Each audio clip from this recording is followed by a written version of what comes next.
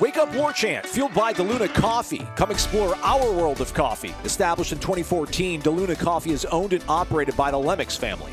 Ed, Courtney, and their son Brett. Ed graduated from FSU in 1979, Brett in 2009. Lifelong fans and Florida State Boosters, the Lemmixes attend multiple football games every year where you can find them tailgating near the Unconquered statue. Pull up a chair and pour yourself a Palafox Place. Named after the main hub, Palafox Place in downtown Pensacola, DeLuna has combined a Brazilian, Colombian, and African bean to give it just the right flavor. This coffee can be enjoyed any time of the day. Use the promo code WARCHANT15 for a 15% discount. Visit DeLunaCoffee.com and check out their Facebook and Instagram. From Tally to Cali, it's time to wake up. Wake up! Wake up!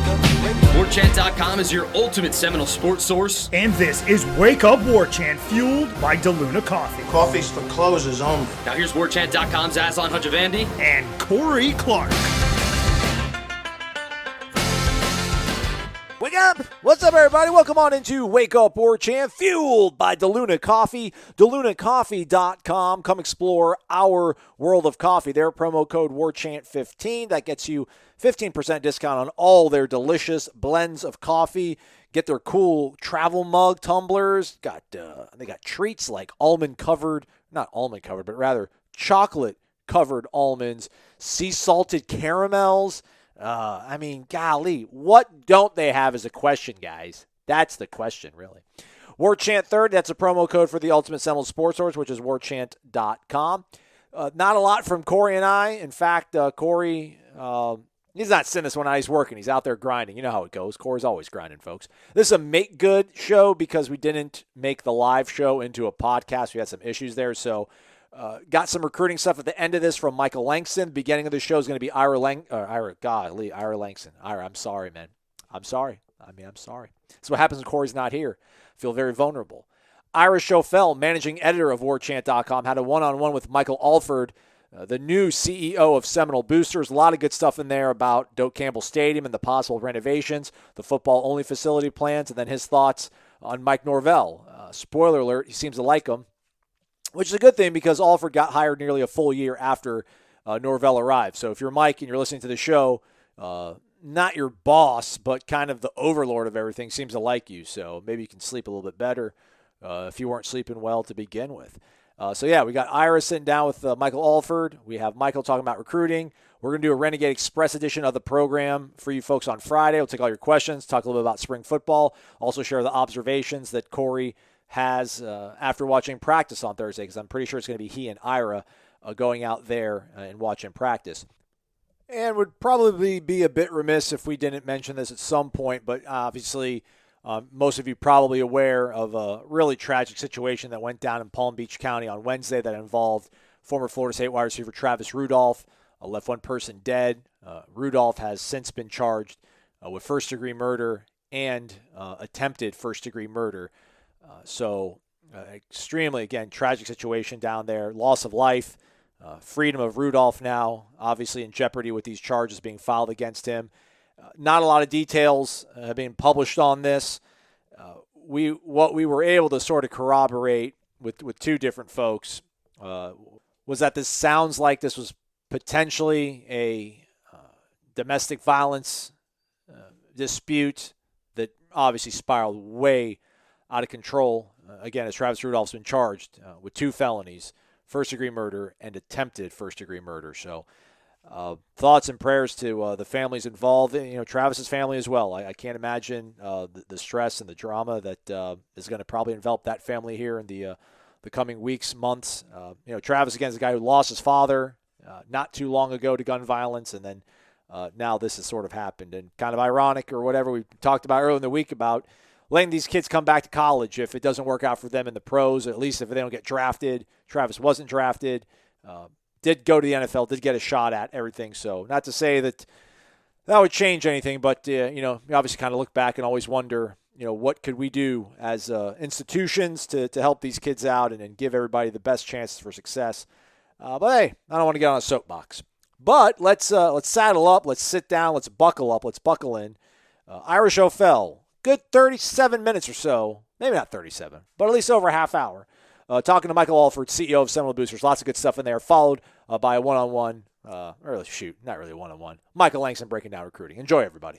Welcome into another Warchant one-on-one. This is Ira Schoffel, managing editor of Warchant.com, and I'm joined today by one of the busiest men in Tallahassee, one of the busiest men in college sports, Michael Alford, who is the new CEO of Seminole Boosters. I say new CEO, he's been on the job for almost a year now, but in the grand 7 months. 7 months are. Let's close. It's on the plus side of a half Right. year. We're rounding it up. But in the you'll probably be the new CEO of Seminole Boosters for a while, considering the guy you replaced, Andy right. Miller, was in that position for many moons. 45 years. I figured after year 25 is when you're not the new CEO anymore. You won't be the new guy. Well, you were in the news last week. There's been a lot going on. We're going to recap a lot of those 7 months, some of the things you've done so far, and where Seminole Boosters and FSU athletics are going forward. But obviously, one of the big stories of the last week, tremendous response on our website. We had a lot of people talking about it. Was the proposal, the early preliminary proposal for possible renovations to Doak Campbell Stadium. You made the presentation to the Board of Trustees, kind of outlined the vision, the plan, and the process. So I was curious just kind of how the response was. It sounded like the Board of Trustees were favorable to it. I'm sure you guys have heard plenty from all sides over the last week or so. I was just kind of curious is the response what you expected? It is, and it's really what I expected.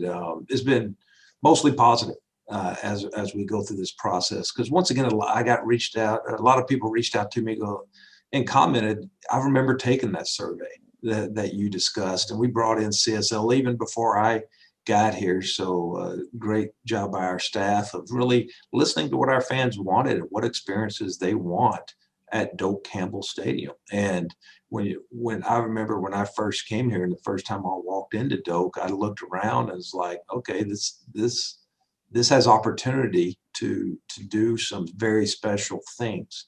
And that's what's really exciting is not only change, but we're incorporating the feedback from our fans when they did the market study and being able to look, and we provided them different opportunities there to talk about ledge seating and it gave them opportunities to say, what would you be interested in?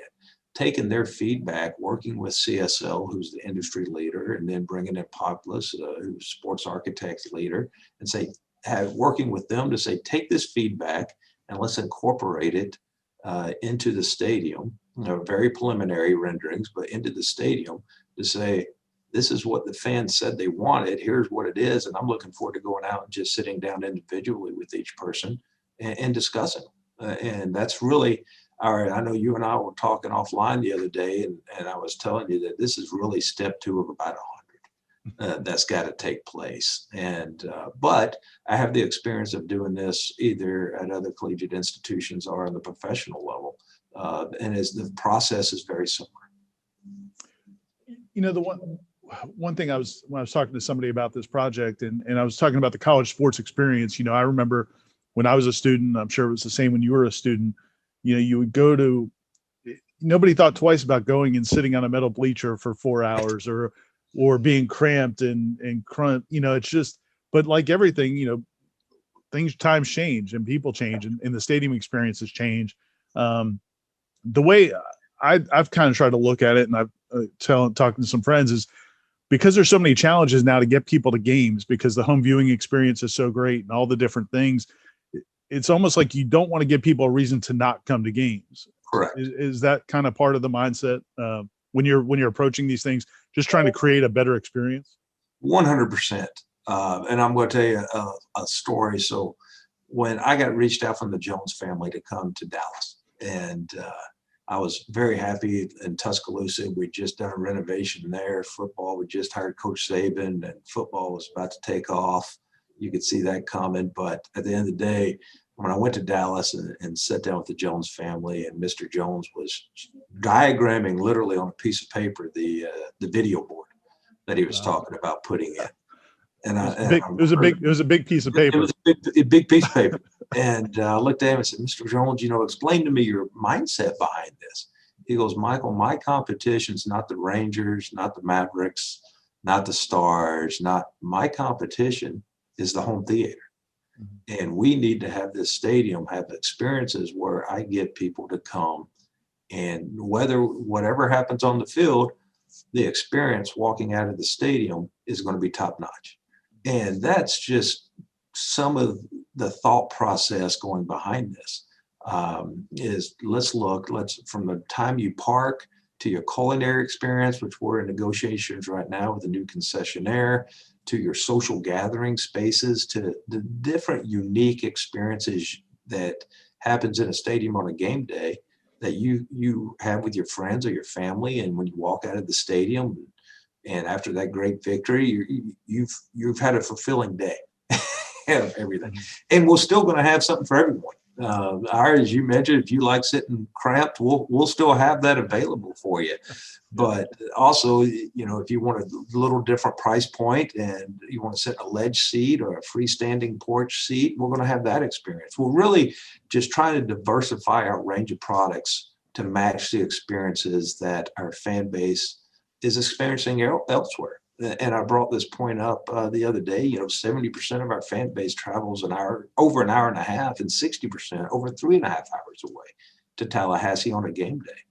So that represents a lot of income to Leon County, coming from out of market on weekends, football weekends. So we need to keep that income coming to Leon County, and how we do that is have the experience match what they're coming here to do. And a lot of those people are coming from professional venues in their markets, so they're used to the 7 to 10 to 12 different unique experiences that you can choose from. And that's just something we're trying to add here on the collegiate scene. One of the neat things I think about the process is, a lot of times, we see it in all walks of life, whether it's, where we go for restaurants or whatever.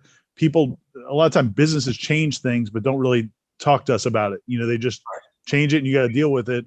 And I know a lot of sports fans and a lot of FSU fans have dealt with that over the years with different changes. But the fact that you kind of made a commitment to, if people have existing season tickets and they're going to be affected by this process, you guys are offering to sit down with them one-on-one and really talk about their options and kind of an individual selling experience.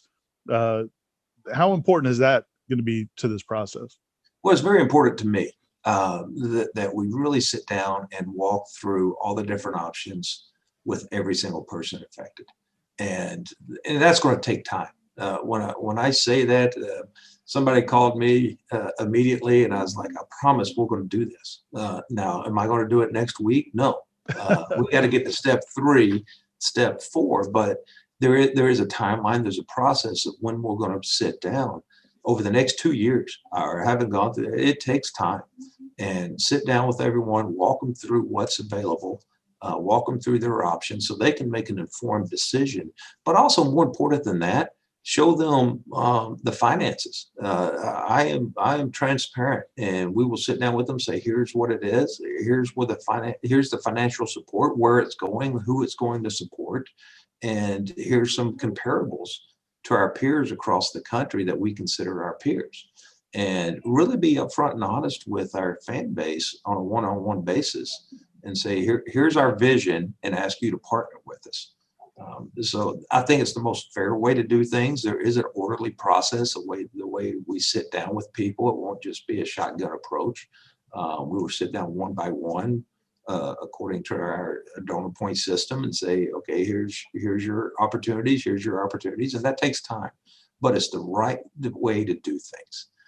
Instead of just sending out a mailer, the right way to do it is to have that personal approach.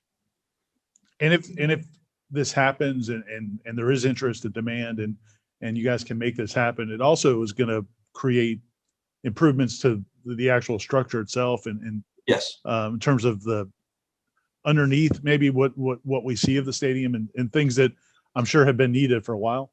Yes, sir. When you walk around and did our study, but then you bring in the architects and they're looking at the restroom conditions, the aging of some of the infrastructure issues we're having it needs to be addressed.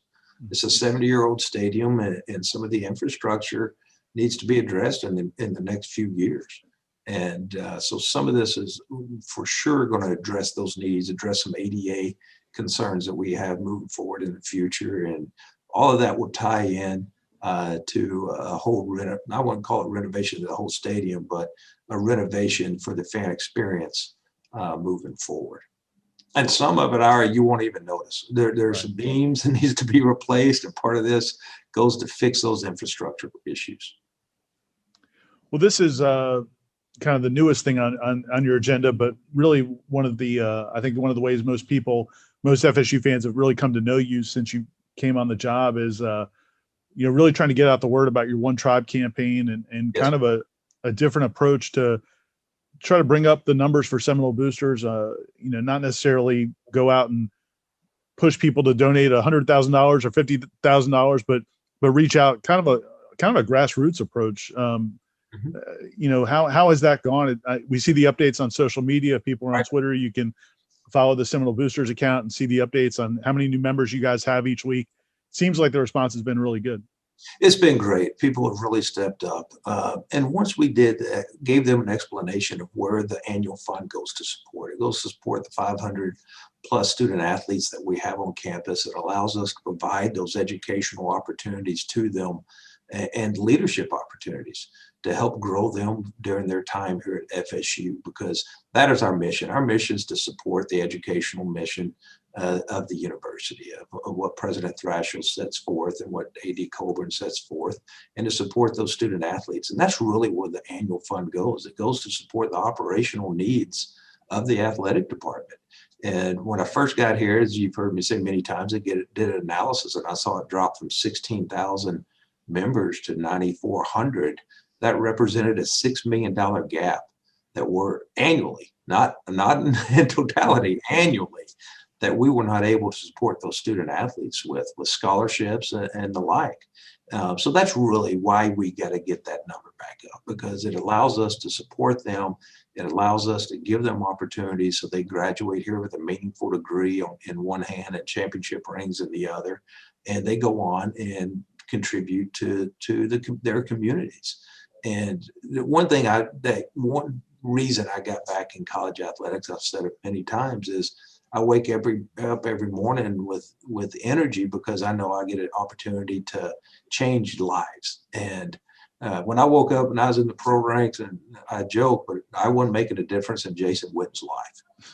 And when I went out, but you have that opportunity when you see these young men and women go through here and you provide benefits to them, whether it's tutoring and everything that we're able to supply them, to see them graduate. And so many of our kids are first generation college graduates in their families. So not only has that changed their life, but it changes the expectations of their children.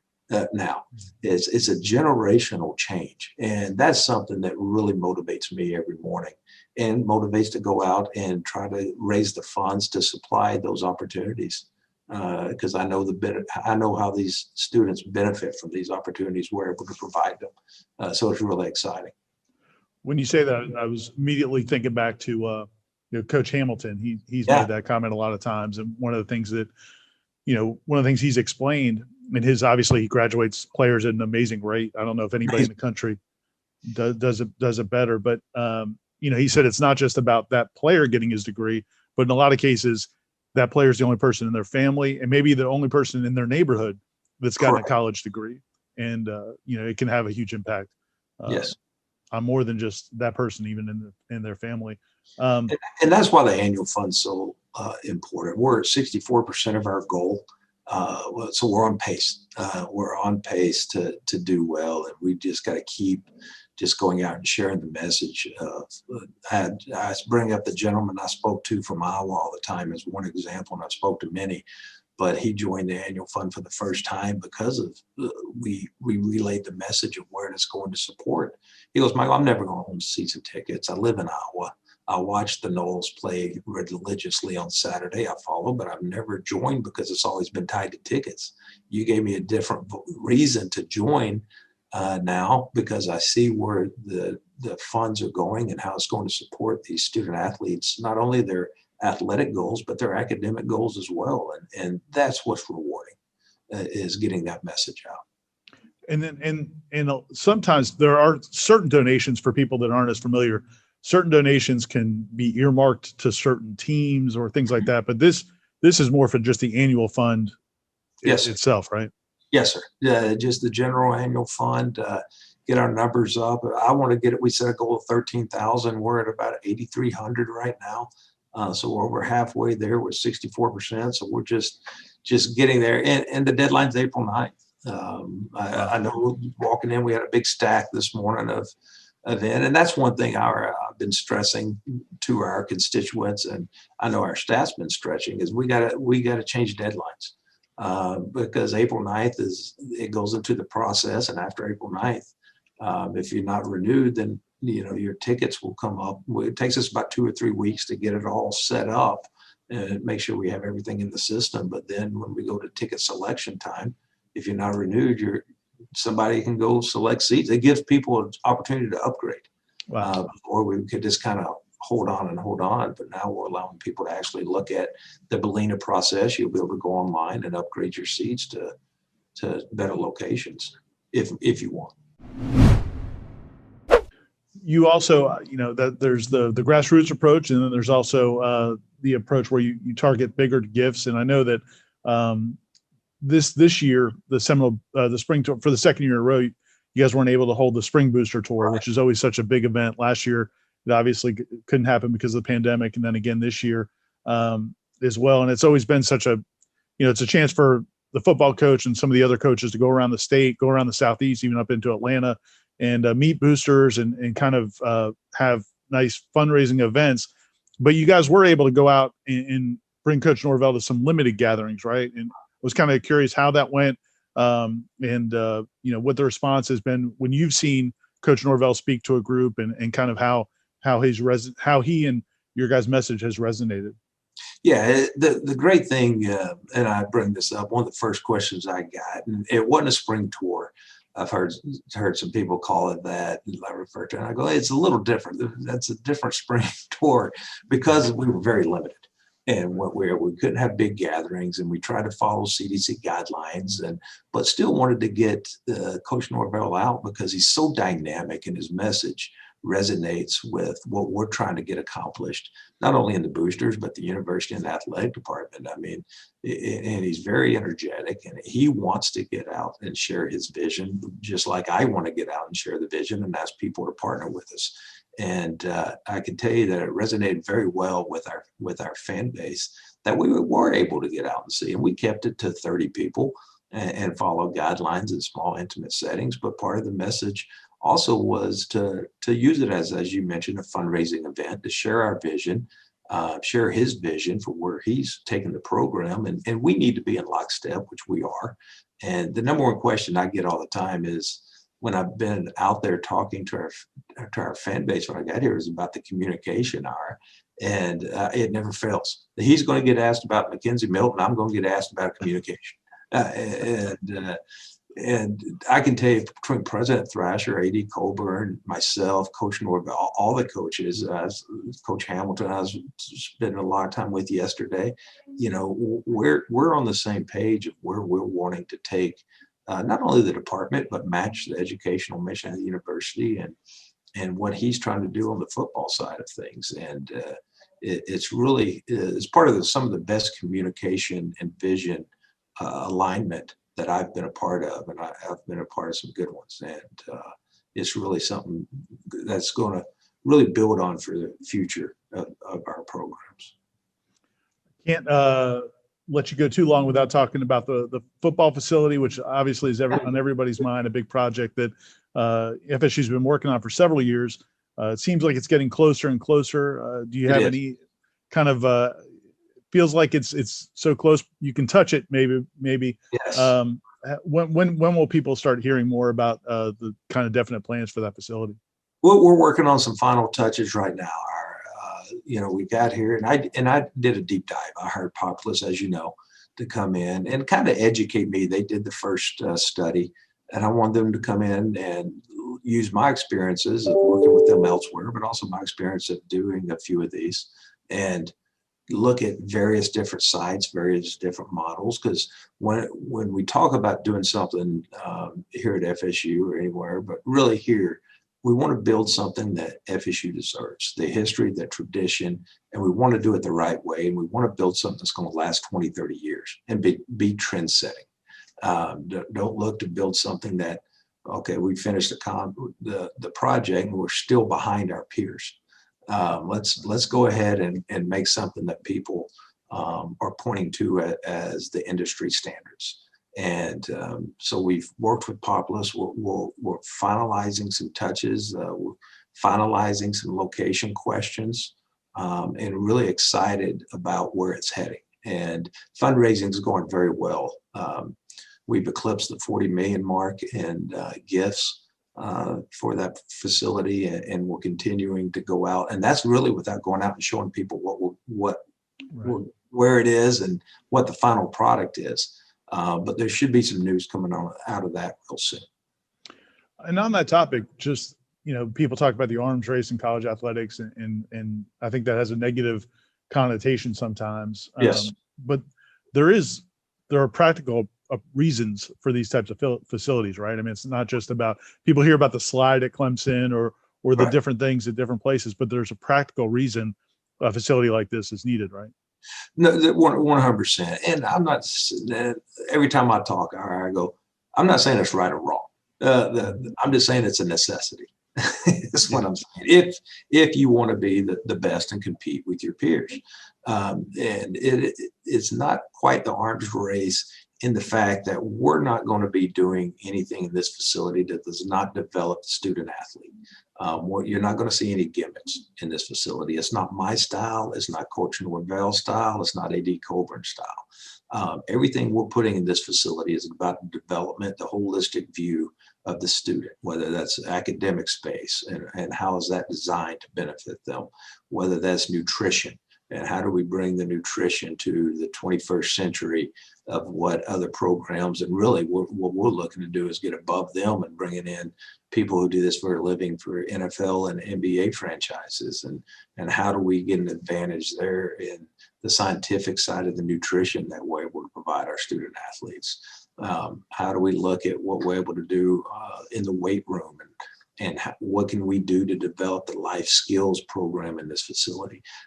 So you won't see any gimmicks in the football facility at all. Everything's going to be geared about the student and how do we improve them. But also by moving football out of Moore, let's say, and what that does, it allows us to free up space within that facility that is going to allow us to almost triple our size for our academic space of all the 550 student athletes. That's much needed. And it's going to allow us to free up the weight room down below that right now has 20 programs in it so times are very limited. You got programs having to lift at 5 a.m. in the morning just because of the time schedule between classes, and it's the only weight room we have available. So it frees up the weight room space for other sports, and so they have more preferred times around their class schedule and practice schedule that they can get in there. It frees up the rehab ability for our student athletes so they can get into the training room and rehab their sport, rehab their injuries, and get back on the field a little faster because of the time slots once again. So it is going to benefit football, but it's also going to benefit the entire athletic department, and every program will be affected by this transition. Now I got a couple more questions and I'll let you go. Yes. So you've been at a bunch of different programs, as you mentioned. You've worked in the NFL at different organizations, obviously worked at Alabama, worked at Oklahoma and other schools. You came here previously with athletic director at Central Michigan University. What have been some of do you get to a point when you've been in this business where college campuses are kind of, similar or more different, and what kind of things have you learned about Florida State? Because I know you really hadn't been here much before you took this job. What have been some of the things that have kind of just been different compared to your other experiences? Well, I bring this up all the time, and it's true. And I say this is not just tongue-in-cheek talk. It is the people have really stood out to me. They really care about FSU, the love they have for this institution. And in this industry, you've always heard about the great people of Florida State, the great people associated with the program, the great people throughout the state. And as I've traveled around the state and got to sit down and listen to not only their vision for where FSU, where they want to take FSU, and mirror how I shape my vision for it based on those conversations, it's really great people who care about Florida State. And they want us to succeed, and they're willing to put not only their resources behind our success, but their time. And that's something that really stands out to me since I've been here. And you're right, a lot of schools are very similar. When you go and you first sit down and evaluate where you've been in the past and try to put your vision and your skill set to say, okay, what can we tweak to get better? And really, it's about carrying the torch. I mean, Andy did such a great job here. I just want to take the torch that he was carrying and carry it a little further and try to keep improving like they were improving before I arrived, but use my skill set and my different vision to mold that into success. But it's really taken the feedback I've gotten from our constituents and our fans and our coaching staffs to what they want their programs to be, and then let's put a plan together to achieve those goals. It's one thing to have a vision, but it's another one to have the processes and the plans and the goals, little mini steps to get there to have success. And that's really what we've been working on right now. And then the last thing, as I mentioned, some of the schools you've worked at, you've obviously been around some amazing coaches, Yes. Different coaches in different sports, but particularly focused on football right now.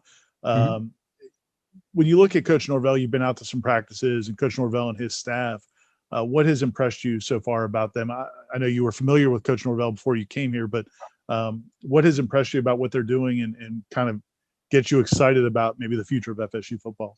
You know, I've been fortunate, Ira, to work with, to hire, work alongside, plan alongside some great coaches, whether that's Coach Carroll to Coach Saban to Coach Stoops, Jill McElwain. I know that's a naughty word here at FSU, but you know, he's a dear friend, and we were together at Alabama, and I hired him at Central, and I just went back and actually we built a facility up there that I hadn't seen.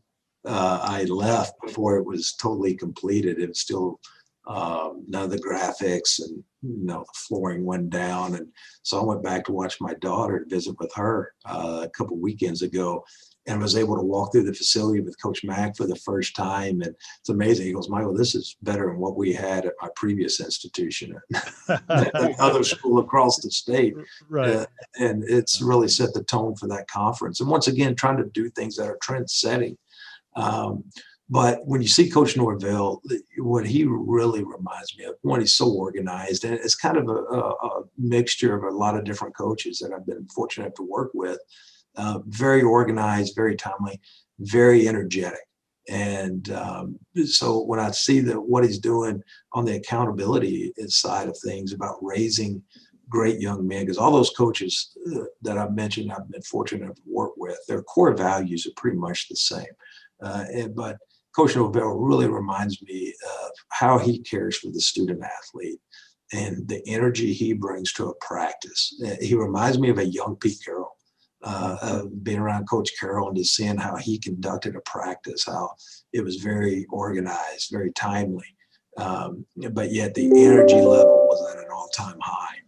Every time you're going to go out, you're going to be short, but you're going to get the most out of every moment that you can get out of, was his philosophy.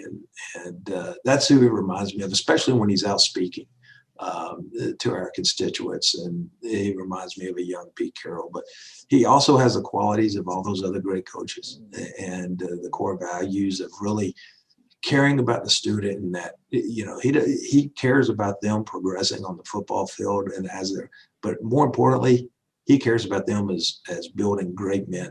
And he'll talk about it. And it's so true that he wants them to be great fathers and graduate here with a meaningful degree and go out and contribute to their communities. And that's the most important thing to him, is that he's preparing them for life. And when you hear him talk, and everything he does is about shaping the holistic view of that young man and preparing them for the future is what's something that's really impressed me. Great. Well, I appreciate it. It's going to be a big week for Florida State. A lot of athletics going on campus. The spring game as well on Saturday. Sounds like it's going to be a good crowd for that. Oh, we got so much going on this weekend. I got it because we got so much going on. I have it in front of me. We have softball against Duke on Friday night.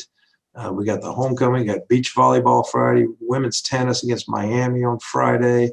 On Saturday, we got the scrimmage, of course, beach volleyball against Stetson, softball against Duke again. I mean, there's so much going on this weekend with all the different events that I'm really excited about it to be able to witness the spring game here, even though it's at a reduced capacity, but just to get people back to Tallahassee. And I can tell you that the numbers for the spring game are doing great. We got 40 suites being utilized. The excitement of the people coming to the spring game to see what the product and all the work that's going in on the field. Because one thing I always point out, Ira, when I'm speaking to someone is people don't realize Coach Norvell and his staff didn't have any spring practice last year. Yeah.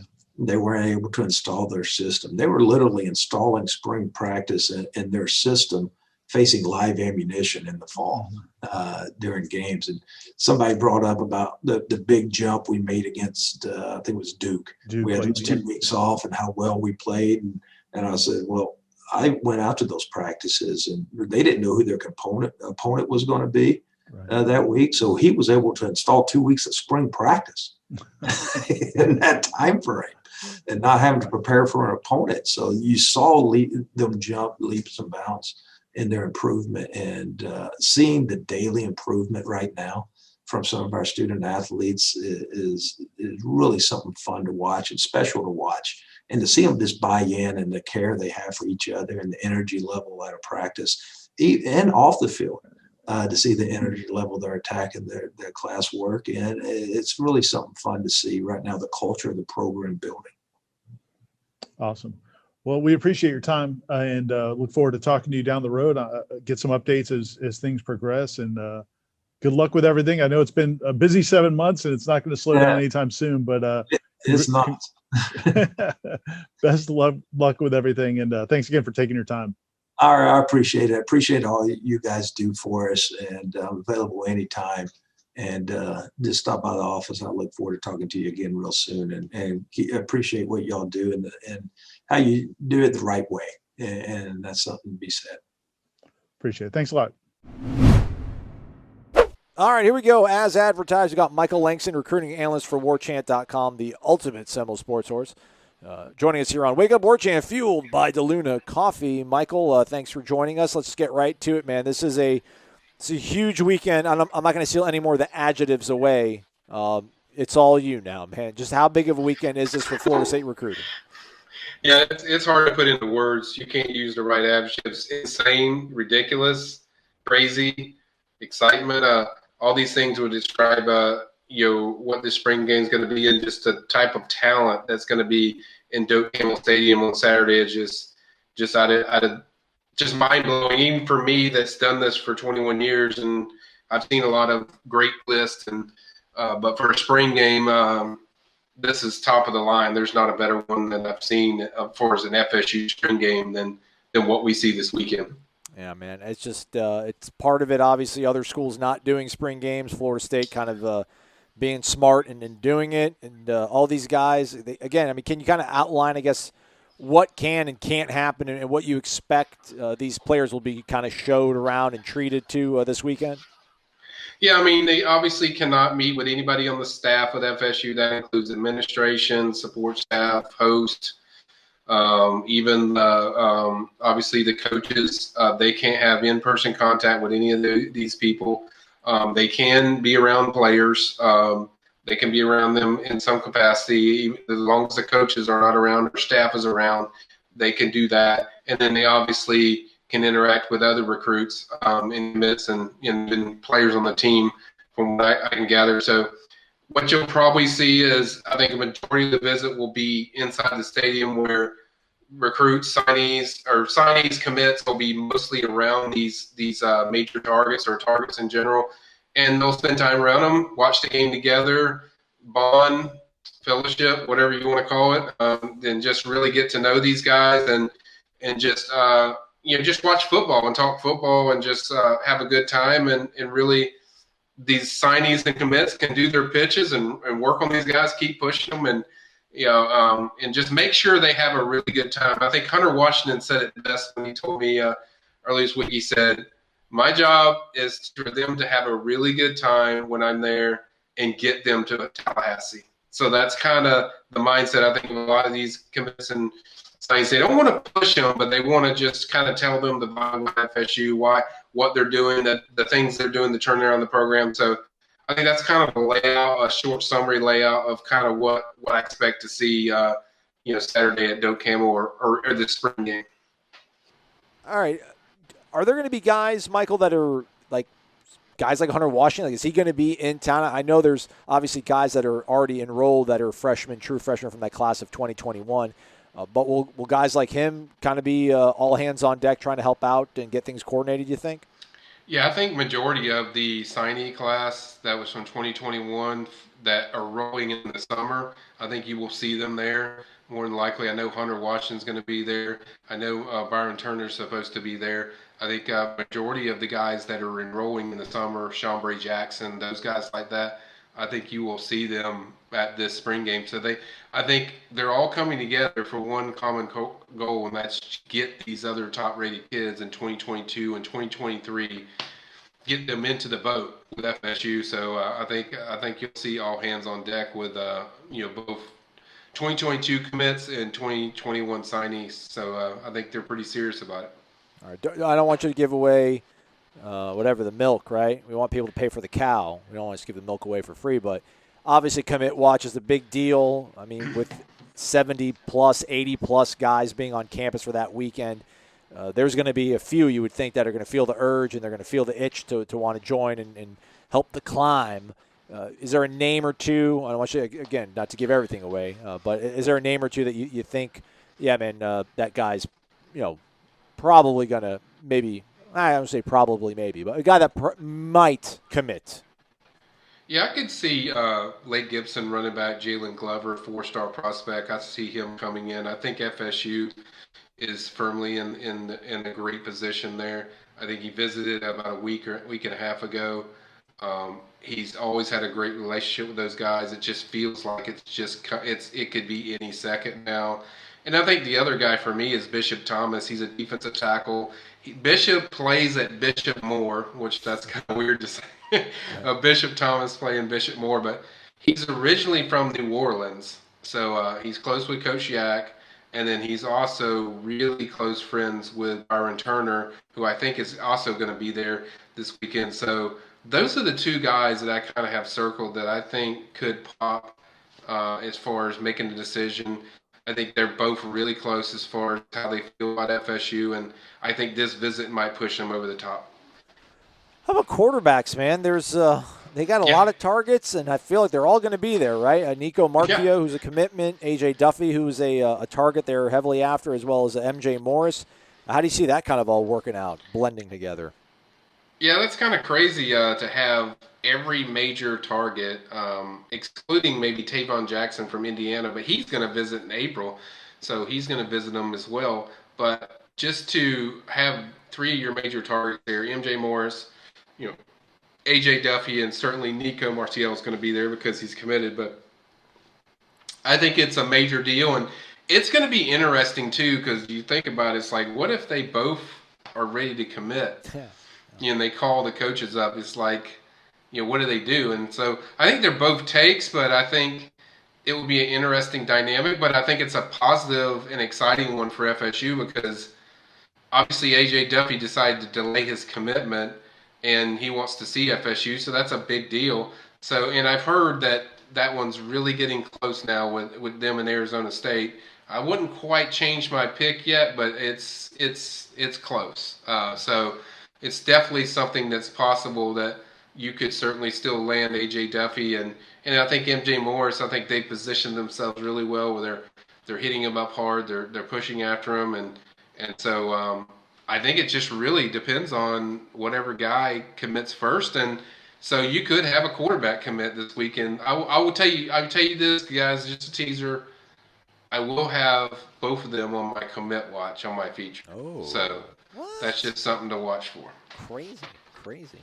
What's on the grocery list? I guess big picture for the class of 22. Do you think, Michael? Is it interior defensive linemen? Is it wideouts? Is there like a segment maybe on each side of the ball? You think maybe not even so much the numbers, but just what you think is some of the pressing needs that this staff is identifying and going hard after for 2022.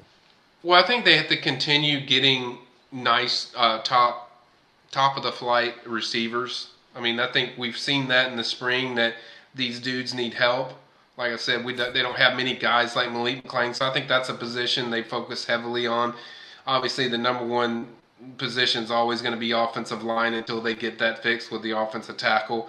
So I think that's a big deal that we're focusing on offensive tackle. I think they want to get 3 in there that are really good 3 that guys that can come in there and immediately help turn this situation around. Which we haven't even talked about Julian Armello coming in for the spring game, so that's a big deal. A 5-star offensive tackle. FSU hasn't landed a 5-star since maybe Lucky Lundy or something like that. Yeah. I mean, so it's been a while since they've landed a 5-star. So I think offensive line is going to be a big deal, and I think defensive tackle is really going to be an important position of note, and because they haven't really landed what you consider like pure 300-pound dude like a Goldman or Eddie Goldman that just really just dominates and disrupts stuff just all the time. That's a high Rivals 100 guy.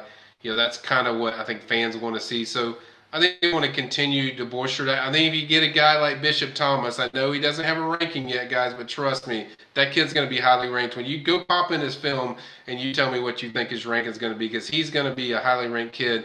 So that's kind of the kid I think they want to.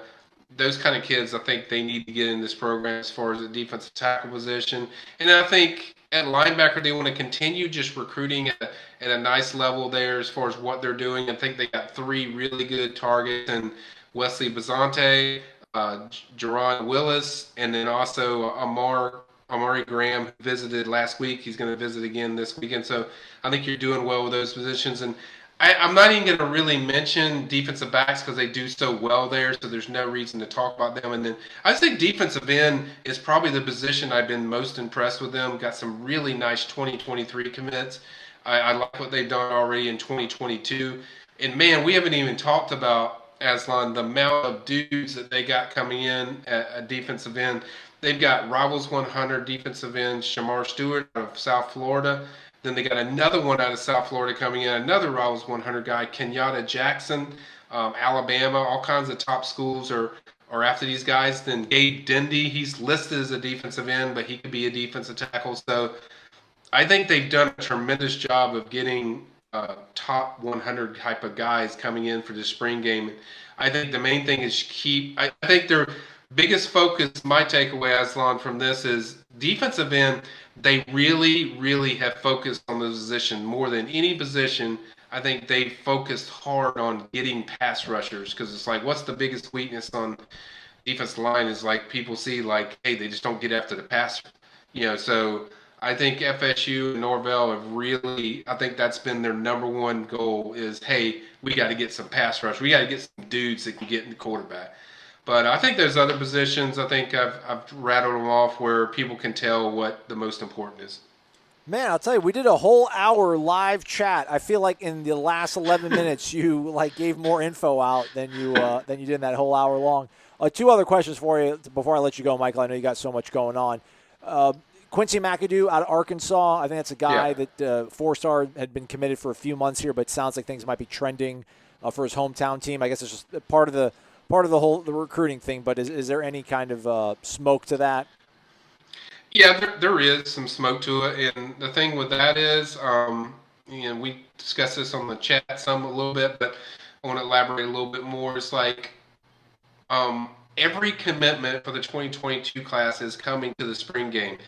Quincy McAdoo has never visited FSU. He's been big on visiting. He wants to see it for himself. He was originally going to visit and then changed his mind and said he wants to play in a 7-on-7 tournament in New Orleans based on what he told me. So when kids tell you that kind of makes you wonder if FSU's a priority to them. So I think that's part of where I think FSU feels there's kind of some games being played. That's the perception I get, that they're not FSU's all in, but Quincy's not all in. And the thing, we've seen this consistently with FSU. If they feel like there's games being played, I mentioned this last year with Amari Harvey. This kind of was happening with him, where they felt like they were getting strung along. And I think it's kind of the same situation where they feel they're getting strung along. And look, Arkansas is a nice school. Sam Pittman's done a great job as far as returning that team to promised land. But if you're not all in, you're out. And so if you're going to be committed to them, then be committed to them. And that's kind of the way I think FSU views that they don't feel that Quincy is locked into them. So I think that, it's likely you'll probably see him end up at Arkansas, if I had to guess, at least right now. But I think that's kind of the viewpoint. But like I've said, that this staff does not play games with that stuff. They don't mind recruiting with teams. They don't mind battling with teams. They don't mind going head-to-head with teams. But they're not going to be where you're just stringing them along where, it's a holding spot to possibly leave later. I mean, it's like if you're sold on them, okay, we'll work for you. But if they feel like you're playing games, I think they're going to move on. And the interest has kind of cooled some a little bit since that time where he decided to not go to spring game. So I think that's kind of what's going on with the Quincy McAdoo recruitment. Gotcha. All right, and the last question. Speaking of Arkansas, I think he spent maybe 2 seasons there, but everybody mainly knows him for his time at Miami, also a brief stint at Florida. But Randy Shannon, a former Miami Hurricane football player, former Miami Hurricane head football coach, hired earlier this week as a defensive analyst, 1-year contract, $45,000.